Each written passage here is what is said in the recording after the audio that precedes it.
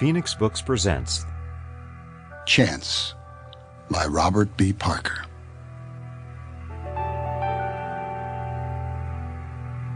It was all to come. The cocktails, the crystal, the starched white napkins, and the soft Sunday mornings with orange juice and floral print coverlets, apple trees and spring blossoms. Evenings he would come home from work with his collar open and his tie loosened and his shirt still crisp, making a nice contrast with the tan on his face and his strong hands. Nights she would lie in the hollow of his muscular arm. They would have a sports car at first, and then, when they had blonde children with red cheeks, they'd get a station wagon. She would wear linen dresses and pearls and flattering heels. Standing in the parking lot in the summer place night, she studied herself reflected in the dark windows of the club.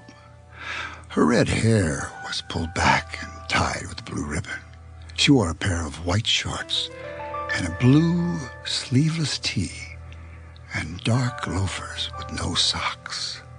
She had on bright lipstick and a lot of dark eyeshadow, and her blusher, carefully applied, hid her freckles and almost hid the bruise where her father had hit her. She took a cigarette from her purse, lit it, put it in her mouth, and looked again to see how she looked when the smoke curled up in front of her face.